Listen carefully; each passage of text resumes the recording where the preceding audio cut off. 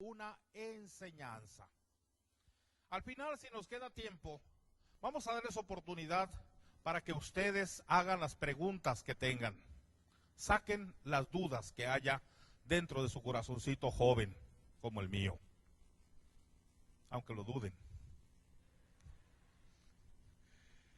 Me refiero al tema de la reencarnación. Hoy nos han confundido, y más ustedes los jóvenes, están confundidos por estas nuevas corrientes de pensamiento que llegan por diversas formas o con diversas formas a nosotros. Hay una nueva secta en el mundo que la conocemos con el nombre de el New Age o Nueva Era.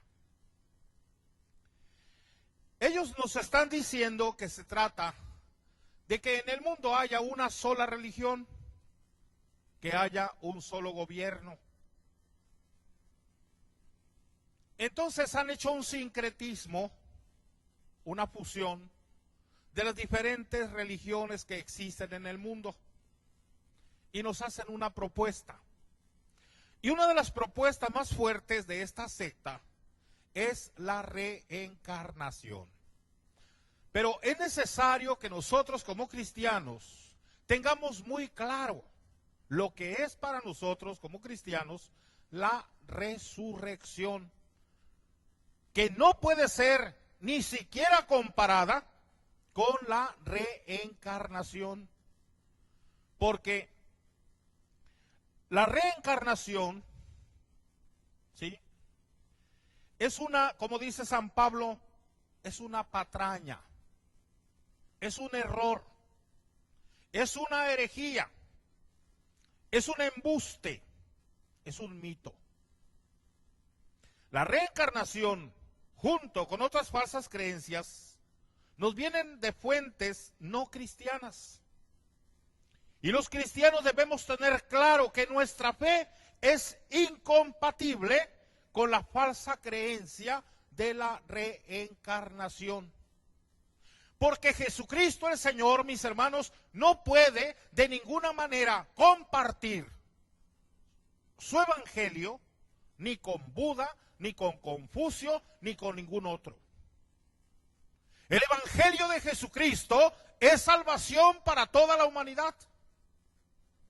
El evangelio de Jesucristo es vida para nosotros. Por tanto, Jesucristo no puede compartir su evangelio, su palabra, con ningún otro que se dice Dios. Porque Jesucristo el Señor es el verbo de Dios hecho hombre. Amén. Y por tanto, hermanos, ustedes jóvenes sobre todo, no pueden dejar confundirse, que los confundan. Nuestra esperanza, como cristianos, no está en volver a nacer. Nuestra esperanza no está en que nuestra alma resplandezca en otro cuerpo que no es el mío, como se nos trata de convencer con esta mentira que es el mito de la reencarnación. Nuestra esperanza está en resucitar como Jesucristo resucitó y como nos ha prometido resucitarnos a nosotros también. Si nosotros vamos a resucitar, hermanos, para ser inmortales, para ya no volver a morir. ¿Notamos, ya empezamos a notar la diferencia entre reencarnación y resurrección? La reencarnación dice, vamos a volver a nacer, pero en otro cuerpo que no es el mío. Y Cristo el Señor nos dice, tu cuerpo va a ser glorificado junto con tu alma. Y si tú vas a nacer otra vez, te vas a meter en otro cuerpo que no es tuyo y vas a volver a sufrir, y va a volver el dolor, y va a volver la enfermedad, y va a volver la angustia, y va a volver el sufrimiento, y va a volver todo eso que hoy estamos experimentando. Jesucristo el Señor nos dice, vas a resucitar en tu mismo cuerpo y ya no vas a sufrir, ya no va a haber dolor, ya no vas a volver a morir, ya no vas a vivir angustia, vas a vivir en mi presencia.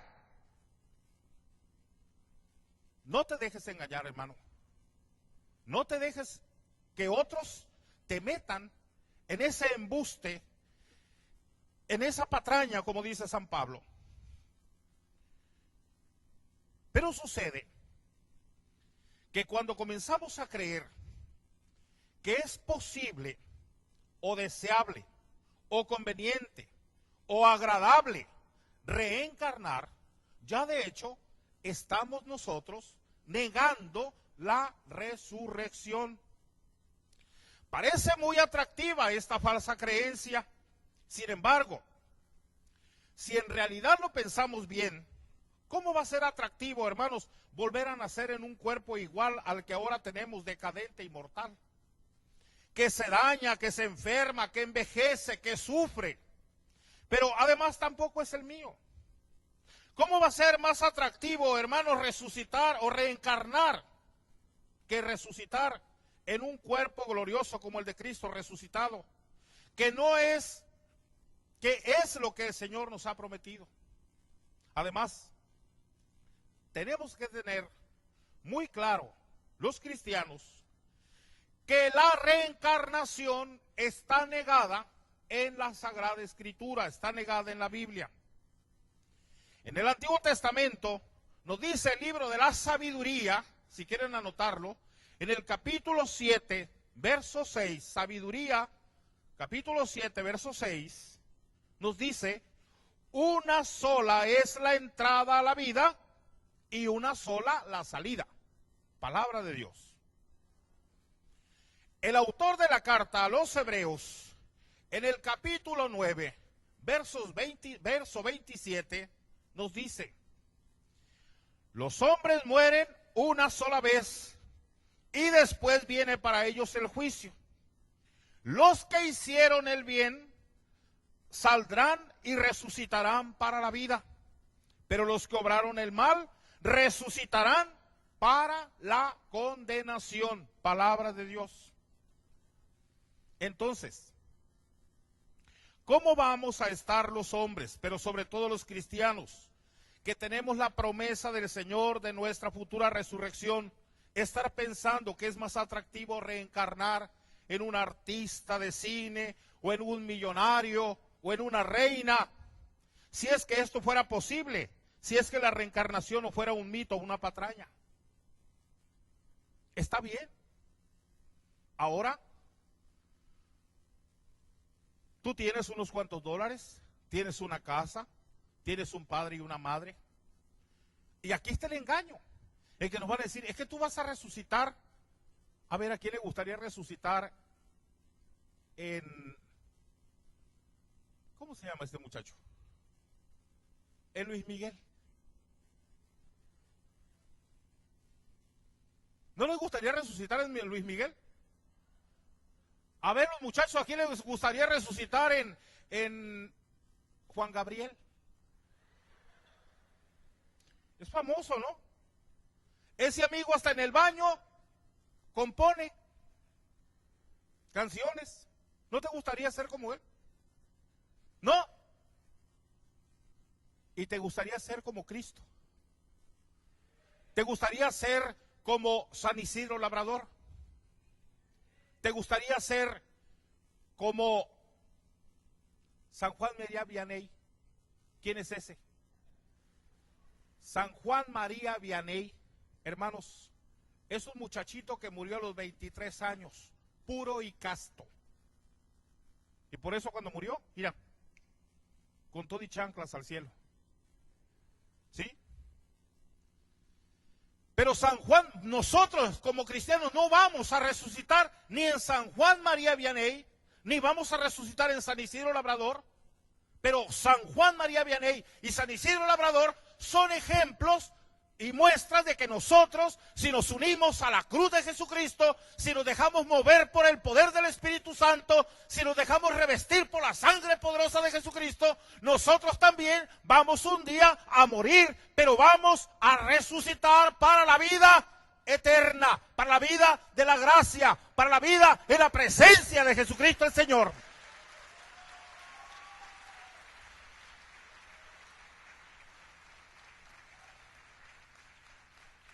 Cuidado, mis muchachos, cuidado, jóvenes, no nos dejemos engañar, no tengamos miedo, no seamos cobardes. Nosotros no somos hijos de las tinieblas, nosotros somos hijos de la luz. Y a veces, muchas veces, los hijos de las tinieblas parecen más astutos que los hijos de la luz. Y nosotros los cristianos, católicos sobre todo, somos cobardes. No sabemos defender nuestra fe. Si subimos al autobús, si nos subimos al avión, si nos subimos al coche, no somos tan libres como para decir, Señor, en tu nombre. Ahora que el día 5 de este mes que yo salí de Guadalajara, porque en Tepic no tenemos aeropuerto internacional, somos un estado chiquito, Nayarit. Yo ni cuenta me di a qué hora salió, a qué horas volamos. Ya cuando desperté ya sabe dónde vendría. Y entonces, Señor, en tu nombre. Sí, porque tuve que levantarme a las 2 de la mañana para viajar 2 horas de San Pedro a Guadalajara y estar 3 horas antes, ahora con esas cosas que tienen los aeropuertos, ¿no? Y a veces no somos tan libres para hacer eso, mis hermanos. A veces nosotros nos volteamos hacia la ventanilla del avión o a la ventanilla del autobús. No seamos cobardes, defendamos esta verdad. No hay reencarnación, hay resurrección. ¿Comenzamos a notar la diferencia entonces ya, mis hermanos? ¿Sí o no? Pero además, nos damos cuenta de lo que recitamos en el credo todos los domingos. Creo en la resurrección de los muertos y en la vida eterna, decimos en el credo de los apóstoles. Espero la resurrección de los muertos y la vida del mundo futuro, decimos también en el credo de Nicea. La resurrección de Cristo y la nuestra es un dogma central de nuestra fe cristiana. No lo dejemos enturbiar por errores, falsedades, patrañas como la reencarnación. Ayer decíamos en la misa que si nosotros nos preguntan cuál es la fiesta más importante para nosotros los cristianos, decíamos que íbamos a decir que la fiesta más importante para nosotros es la resurrección de Jesucristo, ¿sí o no? O la Pascua de Resurrección. Pues ahí es donde nosotros tenemos que quedarnos. Ahí es donde nosotros tenemos que vivir esa convicción. A ver, denme el nombre de una de esas artistas elegantes. Shakira, guácala. Ya nomás con verla que se pone su manita aquí. ¿O no se la pone ahí? A ver, muchachas, ¿les gustaría a ustedes enseñar eso? ¿Sí o no?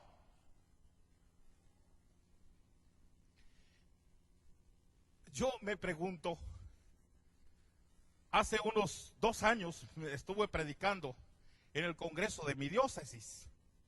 Y yo le decía a las muchachas, ¿por qué nos enseñan el ombligo? ¿Por qué se dejan engañar? Les venden unas blusitas que no son de su tamaño, no son de su talla, de su size, dicen aquí. ¿No es cierto? Y andan con la blusa acá. ¿Sí? Miren, hasta a mí ya se me está abriendo aquí también.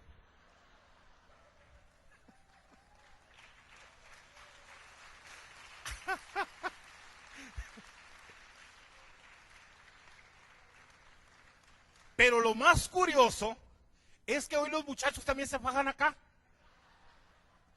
Y van los muchachos ahí y se le va a caer, se le va a caer. Al otro se le cae. No se les cae. Porque le hacen así. Y todo el rato andan así. Y las muchachas andan así. ¿O no? En una ocasión estábamos en una clase de catequesis Y una de las catequistas estaba así, y por más que le hacía, le dije, hija, te vas a romper la falda, corazón. Oye, tenemos que vestirnos, hermanos, de acuerdo a nuestra dignidad, porque nuestro cuerpo es templo del Espíritu Santo. Amén. Respeten su cuerpo. Hay un predicador por ahí que es de aquí de Estados Unidos, es de aquí de California, no voy a decir su nombre. Él grita por todo el mundo que un día se encontró un sacerdote con un arete y que él le dijo que se quitara el arete y que el sacerdote se lo quitó. ¿Y qué tiene que ver eso? Me acaban de preguntar acá en Mount Vernon, padre, ¿usted qué dice de los aretes? Yo no digo nada. Si el Señor me ve a mí con un arete, ¿qué me dirá? Mira, el Señor no va a ver tu arete, el Señor va a ver tu corazón. Amén. Así que si ustedes quieren traer aretes, traigan aretes.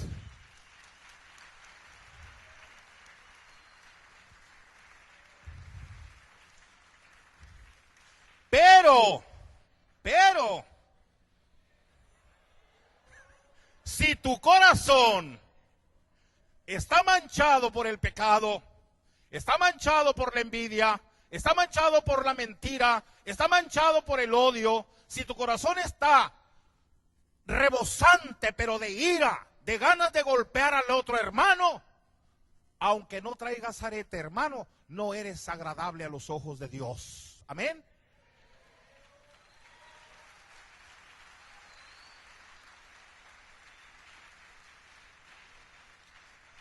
Y el día de nuestra resurrección, todos vamos a resucitar. Unos para la vida eterna y otros para la condenación eterna. Ahí no nos gustó, ¿verdad? Allá afuera, ahí hay una mesa, ahí tengo unos discos y hay un tema que se llama El Señor vendrá, un día el Señor vendrá y te preguntará. Y me dijo una mujer en Zacatecas, ay padre, ya con solo leer este título me imagino que está medio difícil este tema. Compre el disco y escúchelo, mi hermana. Y no es porque quiera yo vender el disco, mis hermanos, quedan poquitos discos, pero si ustedes escuchan ese tema, se van a dar cuenta, mis hermanos, cómo es que nosotros vamos a lograr la resurrección para la vida eterna. Porque dice el Señor, tuve hambre y me diste de comer, tuve sed y me diste de beber, estaba enfermo y me visitaste, andaba en la calle y me recogiste, me sacaste de allá, de detrás de esa mazmorra, de ese vicio en el que yo andaba, de la drogadicción, de la prostitución, del alcoholismo, y me trajiste a los pies de Dios. Pero tuve hambre y no me diste de comer. Tuve sed y no me diste de beber. Y yo te pregunto, mi hermano, ¿Dios es injusto entonces? ¿Por qué a uno los pone a su derecha y a otros a su izquierda? Mis hermanos, la invitación es que todos estemos a la derecha. Así que los que están a mi derecha, vengan, bendito de mi Padre, a tomar posesión del reino para ustedes. Y los que están a mi derecha, vengan, benditos de mi Padre, a tomar posesión para el reino. ¿O no? ¿O quieren que digan los que están a mi izquierda, apártense de mí, malditos? ¿Sí? De ti depende, mi hermano, que estés a la derecha o que estés a la izquierda. Dios no es injusto. Los que somos injustos muchas veces somos nosotros. ¿Qué significa resucitar? Mis hermanos, resurrección es la reunificación de nuestra alma inmortal con nuestro cuerpo mortal, pero glorioso en ese mismo momento. Resurrección significa que Dios dará a nuestros cuerpos una vida distinta a la que ahora vivimos, pero serán cuerpos gloriosos.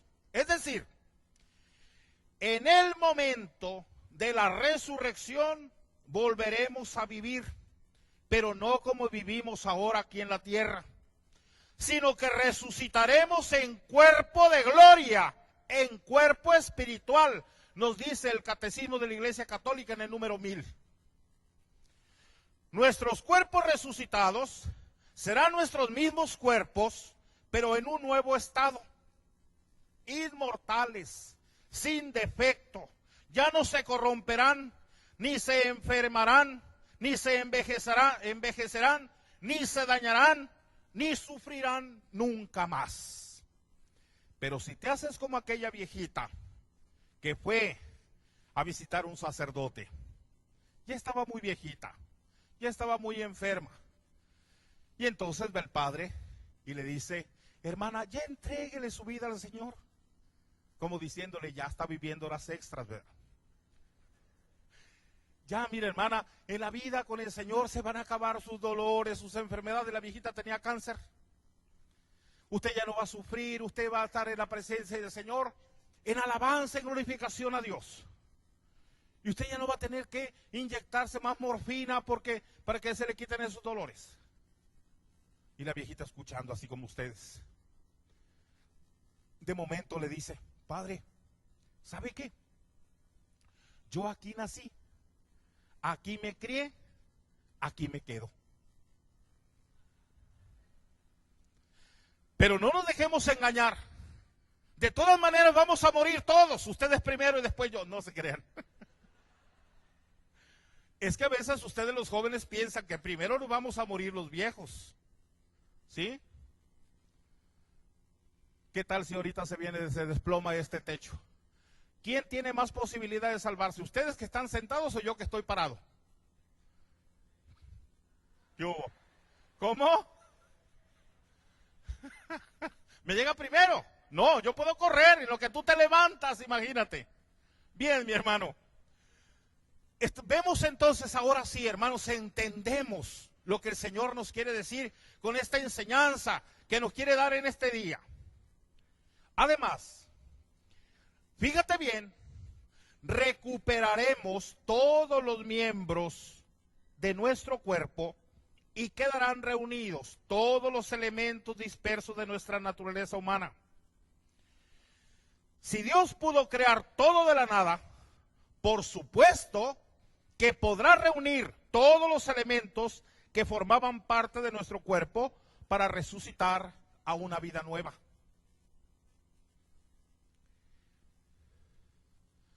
Hace como unos, ¿qué será? Como unos 11 o 12 años, murió mi abuelo paterno. Y mis hermanos y yo fuimos a la tumba de una tía que ellos no conocieron. Yo sí la conocí porque soy el mayor de mi familia. Y entonces, al abrir la tumba de mi tía, me dicen mis hermanos: ¿dónde está mi tía? Dije, pues aquí. Pero no hay nada. Pues no, se hizo polvo. ¿Y cómo va a ser el día de la resurrección?, me dijo el otro. No dice el Señor, no dices tú que el Señor dice que nos va a resucitar, que nuestros cuerpos van a ser gloriosos como... Mira, yo sé que vamos a resucitar. ¿Cómo? Esa no es mi bronca, esa es bronca del Señor. ¿Sí o no?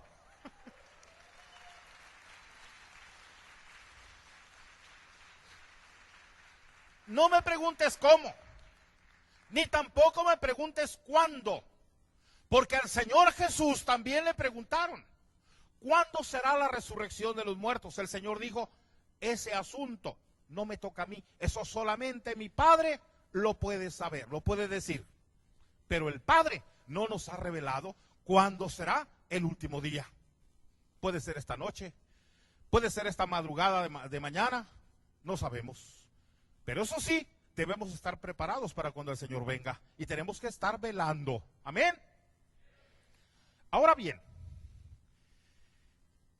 esa nueva vida de gloria para ser salvados, los condenados también van a resucitar, pero para una vida eterna de tormento en el infierno, que es un sitio de fuego, pero un fuego distinto al que conocemos aquí en la tierra, pues afectará el alma y el cuerpo, sin destruirlos.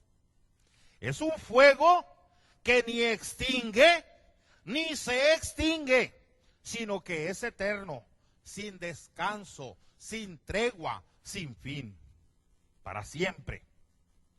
Hay videntes, mis hermanos, a quienes el Señor les ha concedido llegar a las puertas del infierno.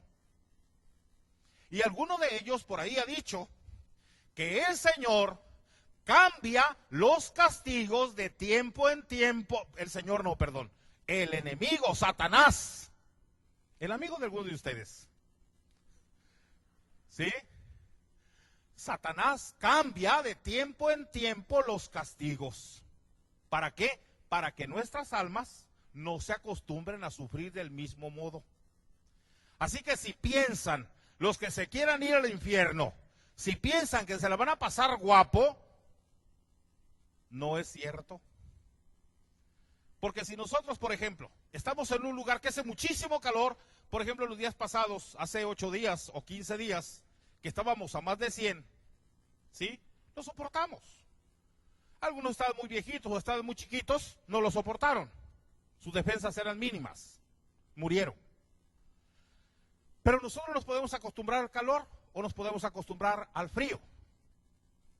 Por eso el diablo lo sabe. Y por eso de tiempo en tiempo le sube o le baja a la llamita. Eso dicen los videntes. Y acuérdense que las revelaciones privadas no hay obligación de creerlas. Eso lo dice el Catecismo de la Iglesia Católica. Yo además se las paso al costo para que ustedes más o menos se den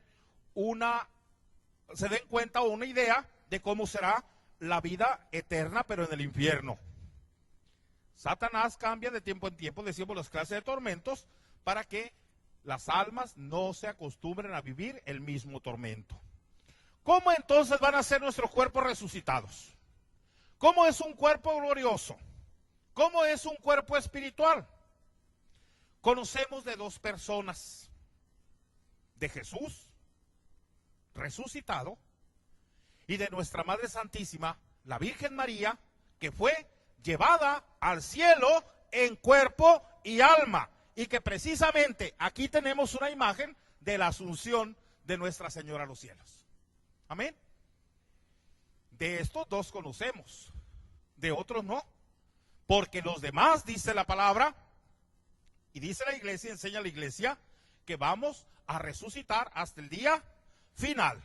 Y San Pablo nos dice, primero resucitarán los que hayan muerto. Los que quedemos, dice Pablo, fíjense, Pablo no se quiere incluir todavía. Los que quedemos, dice Pablo, seremos arrebatados y llevados también al cielo y nuestros cuerpos serán glorificados. Bien. Ahora, como apéndice de esta enseñanza, tenemos que decir que el cuerpo espiritual de Jesucristo era tan bello, era tan hermoso, que los apóstoles no lo reconocían. Y ellos pensaban que era un fantasma. Y entonces el Señor les dice, un fantasma no come, denme de comer. ¿Sí? Y entonces le dan de comer. Y el Señor come delante de ellos. La Santísima Virgen María fue llevada al cielo en cuerpo y alma. Ella fue envuelta también en un cuerpo espiritual. Los videntes dicen haber visto a la Santísima Virgen y la ven en cuerpo espiritual como es ella, después de haber sido elevada al cielo. Ellos se quedan extasiados y no pueden describir ni lo que sienten, ni la belleza, ni la maravilla que ven. Así es un cuerpo espiritual. Nuestra esperanza entonces está en resucitar. No dejemos empañar, mis hermanos, esta esperanza cierta por el mito de la reencarnación, que además de ser irrealizable, no puede pretender siquiera compararse con la maravilla que será nuestra resurrección. Bien.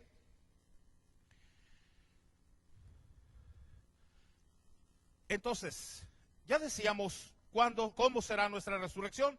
Y ya les dije con el ejemplo y la respuesta que yo le di a mis hermanos. ¿Cómo? Yo no sé. Esa es bronca de Dios, esa es bronca del Señor. ¿Cuándo? En el número 1001 del Catecismo de la Iglesia Católica dice que la resurrección de los muertos está íntimamente ligada a la parusía o a la segunda venida de Cristo. Cuando se dé la señal por la voz del arcángel, el propio Señor bajará del cielo al son de la trompeta divina. Los que murieron en Cristo resucitarán en primer lugar. Después nosotros los que quedemos, los que todavía estemos, nos reuniremos con ellos llevados en las nubes al encuentro con el Señor allá arriba y para siempre estaremos con el Señor. Primera de Tesalonicenses, capítulo 4, versos 16 y 17. Catecismo de la Iglesia Católica, número 1001. Ahí encontramos esta respuesta. Bien, San Pablo nos habla de los que han muerto y han sido salvados. También nos habla de los que estén vivos para el momento de la segunda venida de Cristo. Pero es San Juan quien completa lo que sucederá con los que han muerto en Cristo. Dice San Juan en su Evangelio, en el capítulo 5, versos 28 y 29. No se asombren de esto. Llega la hora en que todos los que estén en los sepulcros oirán mi voz. Los que hicieron el bien saldrán y resucitarán para la vida, pero los que obraron el mal resucitarán para la condenación. Palabra de Dios. ¿Quiénes resucitarán? Todos. Catecismo de la Iglesia Católica, 998. Unos para la condenación y otros para la salvación. Después de esto, muchachos, hay otras preguntas que surgen y que a veces ustedes tal vez se las han hecho. ¿Hay vida después de la vida? ¿Existe el infierno? ¿Existe el purgatorio? ¿Qué es el cielo? Hay vida después de la vida. El misterio de la Asunción de la Santísima Virgen María al cielo nos recuerda el sentido de nuestra vida en la tierra y lo que nos espera después de la muerte.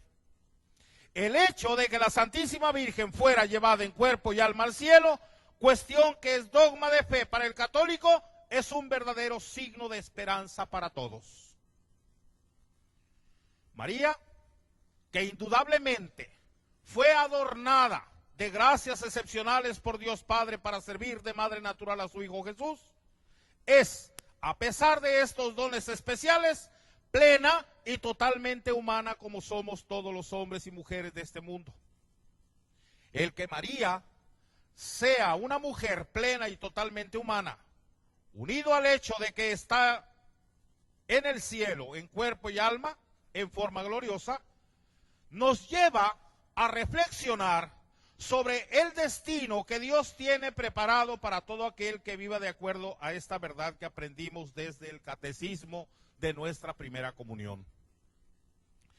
Hemos sido creados para conocer, amar y servir a Dios en esta vida y luego gozar plenamente de su presencia en la eternidad. ¿Y qué es la eternidad? ¿Qué es la vida eterna? ¿Qué es la salvación y qué es la condenación eterna? Son nada menos, hermanos, que las opciones que nos esperan al terminar esta vida pasajera, esta vida temporal, esta vida finita, esta vida fugaz, y que es muy breve. Aunque lleguemos a tener 100 años, la mayoría de ellos son sufrimiento y dolor, ¿cierto o no? Primero estábamos chiquitos y luego después nos hacemos viejitos. Así que es breve. El Papa Juan Pablo II, en ese bestseller que escribió Cruzando el umbral de la esperanza, explicaba que la condenación es lo opuesto a la salvación, pero que tiene en común que las dos son eternas. El peor mal, decía el Papa, es la condenación eterna.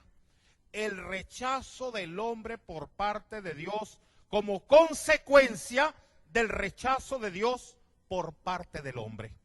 Por eso, en ese tema que yo les digo, que está allá afuera, yo digo que Dios no es injusto.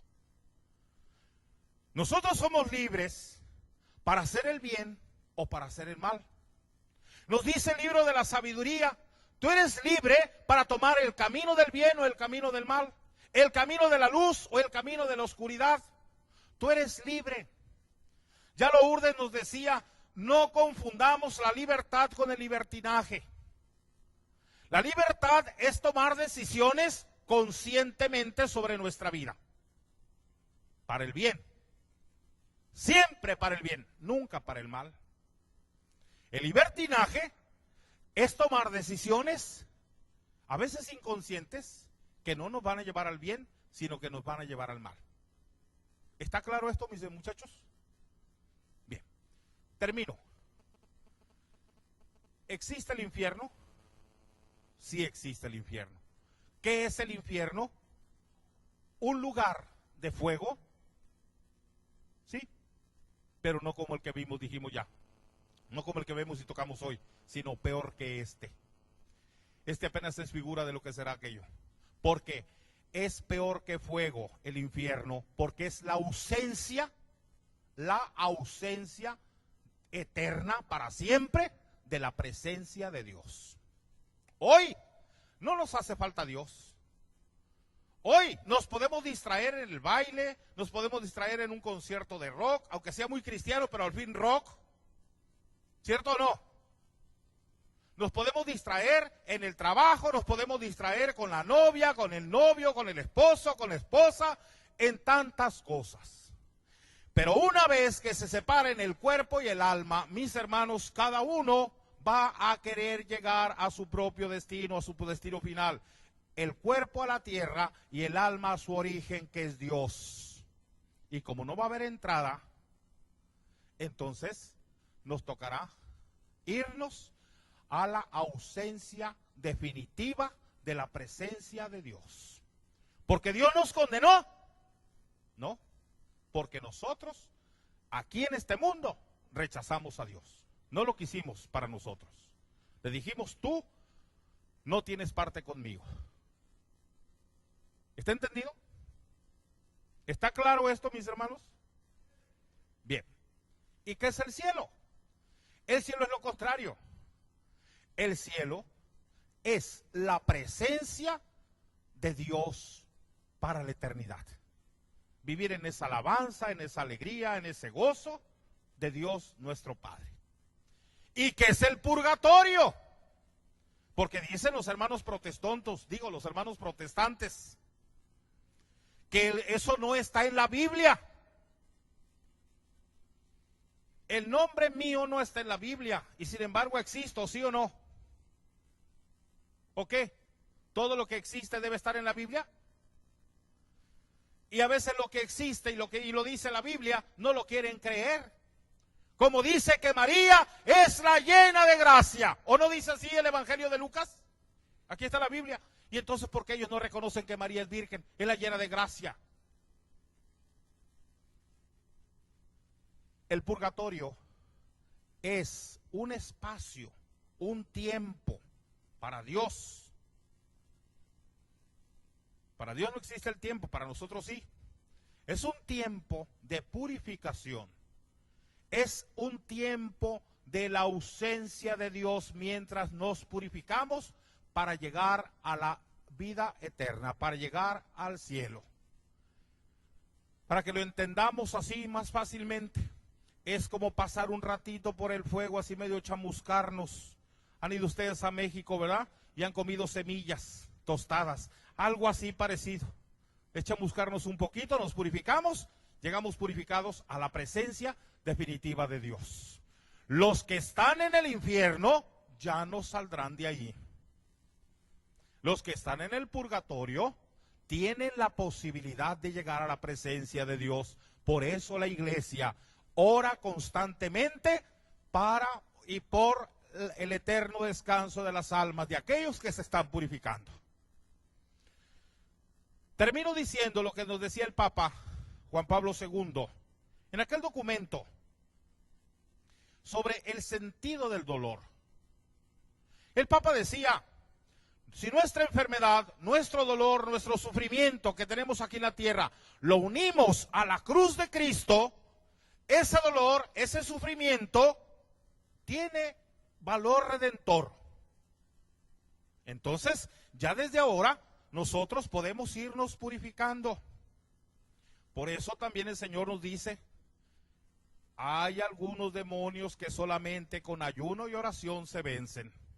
Por tanto, el ayuno, la oración, las obras de misericordia son buenas para prepararnos y llegar a la vida eterna. Hay preguntas.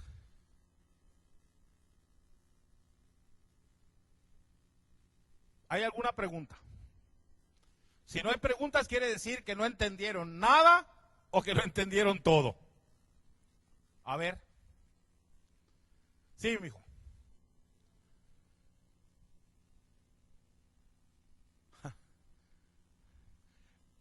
¿Están grabando eso? Ya suspendan si quieren la grabación. O bueno, este joven pregunta, ¿qué es el limbo? Te voy a responder, ojalá que nadie se sienta ofendido. Yo creo que el limbo es una vacilada de San Agustín. Eso no es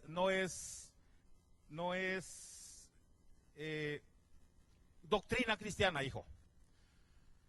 San Agustín habla de ese lugar para el caso de los niños que no fueron bautizados. La iglesia, la doctrina de la iglesia después del Concilio Vaticano II ha cambiado, ¿sí? Entonces hoy ya no hablamos de limbo. O solamente a esos tres lugares, o el cielo, o el infierno, o el purgatorio. Los niños que murieron sin bautizar, hay que analizar cada caso, ¿sí? Si murieron con culpa de los papás, ¿de quién es culpa? ¿Del niño o de los papás? ¿Quién va a pagar esa bronca? Los papás. ¿Ya con eso entendemos? ¿O les explico más? Ok. ¿Alguna otra pregunta?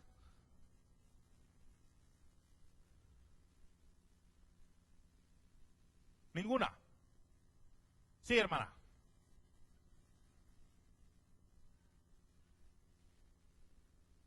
A ver.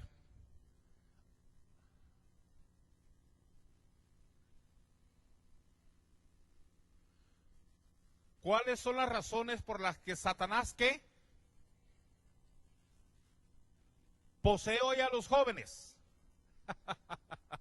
Pues muy sencillo, mis hermanos, es que hoy los jóvenes no le tienen miedo a Satanás, porque una de las argucias de Satanás es que nosotros neguemos su existencia.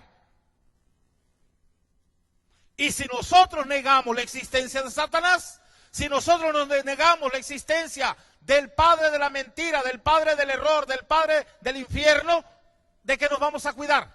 De nada. Y por eso le damos rienda suelta a todo. Es muy astuto Satanás, ¿eh? Muy astuto. Cuidado. Si tú estás negando la existencia de Satanás, entonces quiere decir que no te vas a cuidar de nada y que no le tienes miedo a nada. Pero tampoco debe ser la razón el miedo para volvernos nosotros a Dios, acuérdense de eso.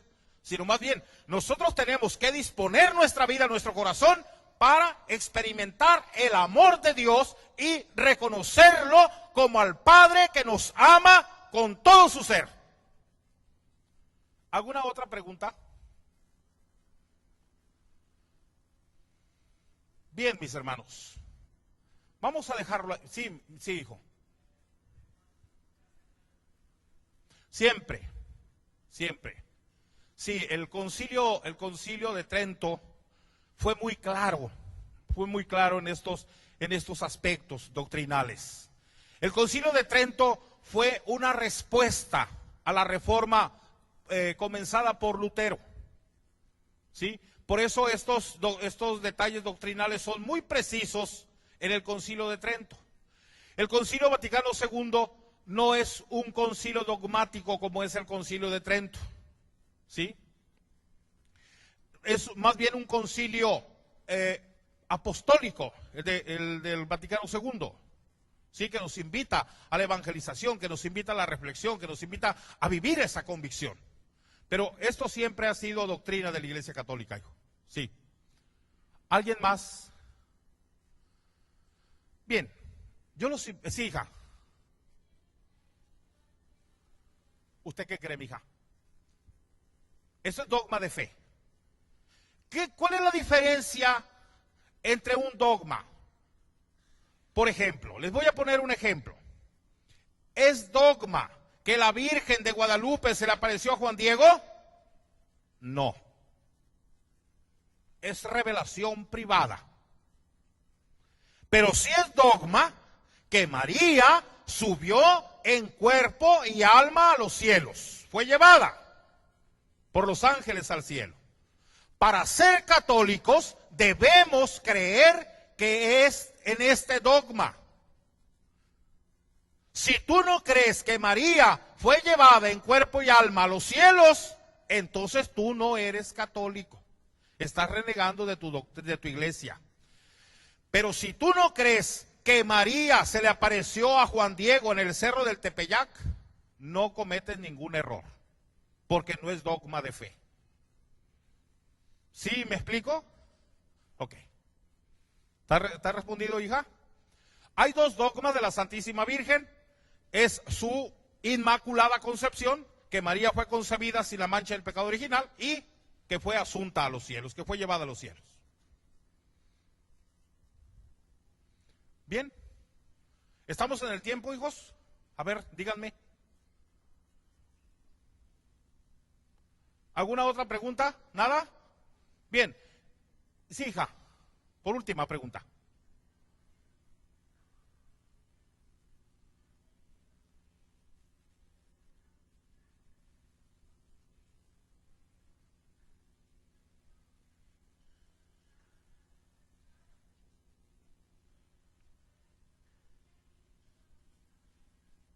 Sí.